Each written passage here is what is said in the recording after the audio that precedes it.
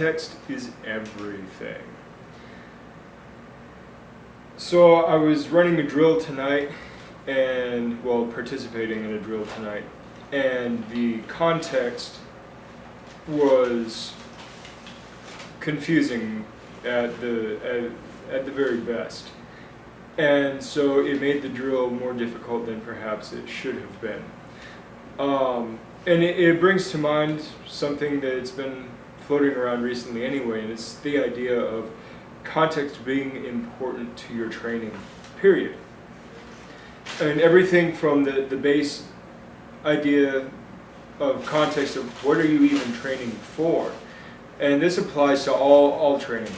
In fitness training, in skill training, in combat training, anything like that.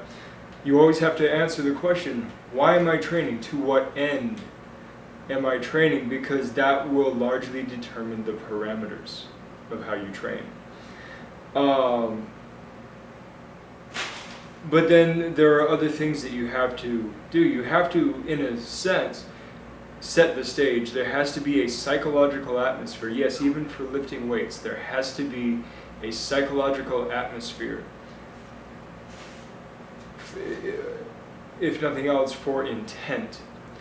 When you're working, you have to understand what your intent is, what you are doing, what you are trying to achieve. And so it's very important to be able to set the context. Now, I'm going to put it in reference to, say, gaming. For those of you who have dabbled in tabletop gaming, you understand the necessity of the game master. The game master goes by many different titles depending on the gaming universe, the most popular and notable one being Dungeon Master for Dungeons and Dragons, which is, of course, the standby game. But we're going to use the more generic term, Game Master. And the role of the Game Master is not only to select the campaign and run the campaign, but it is the Game Master's job to play arbitrator, storyteller. It's a very comprehensive role. And you have to realize that when you are a trainer, when you are training someone or a group of someone's, you are in fact responsible for the context. You are responsible for setting the scene, setting the parameters, and making sure that it's clearly understood. Because when the context is not clearly understood, then you have players who are, even if they're playing within the rules, they are playing two different games. So setting the context really sets the rules, but more than setting the rules, it sets the scenario, it sets the circumstance, it sets the idea of what is trying to be accomplished.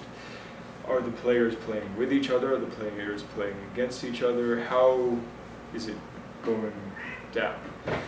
And so it's just important to understand how to set the context, when to set the context, what is important, what the important parameters to set are. And some of those are just details you'll have to figure out on the fly. But the important thing is that having the participants on the same page so that there's benefit to be had by all.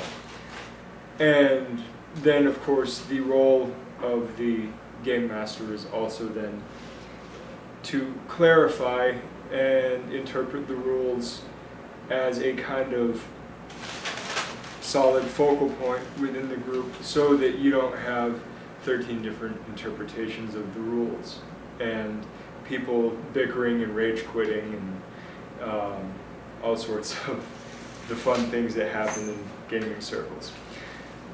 So that's the idea on that. And now, in regards to martial arts, one of the common things that you see is people put things in no context greater than the person throws a punch at you, you respond. And most schools will say use this pre-prescribed response because that's what we're working on. And that makes it somewhat easy, but when you start evolving into more free-form drills, not entirely free-form, but looser or multi-option drills, then sometimes you end up with you end up with odd combinations of things, and if the context is not understood clearly, you're going to have people that are, combining things that don't necessarily go together in the context. So, wow.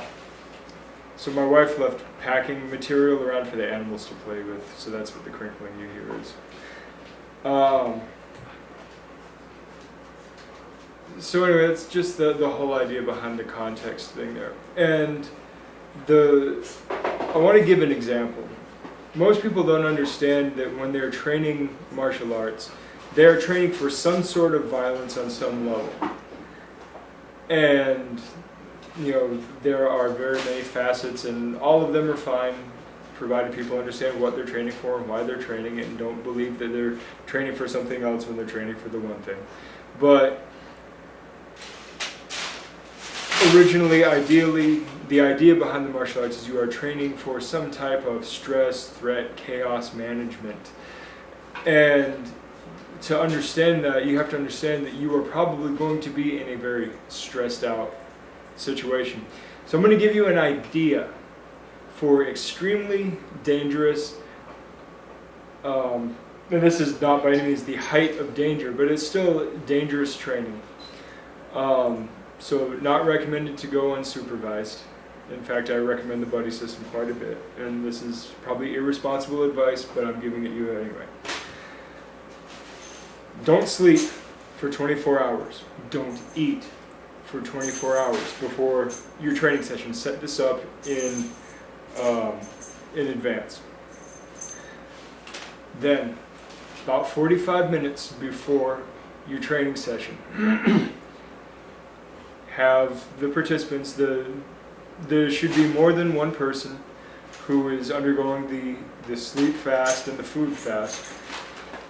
And then the facilitator, or I should say the facilitator should be the one who is well rested and well fed and all that.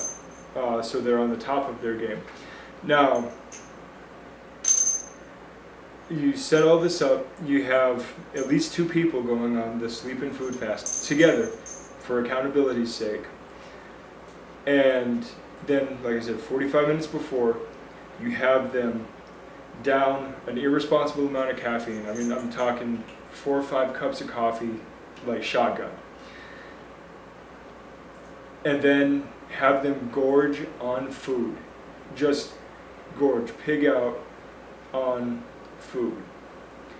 Then, don't let that last more than 20 minutes. Then, about 10-15 minutes has passed from that. Have them run a Tabata interval, the full 4 minutes, to get them physically exhausted, on top of their mental, sleep-deprived exhaustion, the fact that they are food-deprived up until this gorging, so that they are physically uncomfortable. And then, once they have gone through this Tabata interval, then start the training. Don't let the training session go very long. Should be maybe an hour long at most, more like a half an hour of this kind of high stress training. I would also recommend extremely bright lights if you have the capability to do so. If you have the capability to turn up the thermostat or turn down the thermostat and make the temperature uncomfortable, I would highly recommend you set off that annoying buzz of like the alarm clock. Don't let it time out. If you have to loop a digital track, that's fine, but just some extremely annoying loud noise jacked up. And then, just to top it off, they're going to be tired, grumpy, sweaty, irritated, bombarded by all sorts of things. Make a mixture of oil and corn syrup, and and basically grease them up. Get them where they're sticky and slimy, and have them do their training. Half hour to an hour. I think an hour is a little irresponsible, but this whole thing is irresponsible. Half hour, really have them start running through some self-defense or fight type drills against fresh opponents, against people who are well rested, well fed. Let them see what it's like to fight when you are exhausted, uncomfortable, distracted. There are far worse ways to do this. I'm giving you a very low-cost, low-maintenance option. And I wouldn't suggest you do this very often, a couple of times a year at most, because you're going to need probably a serious 4 or 5 days of recovery time after this. And have them go through, and before you let them pass out on each other, have them document, whether it be on camera or written or just an interview, whatever. Have them document how they felt about the moves. I highly suggest you videotape the session for them for later when they're fresh, to see how they do when they're under high stress situations.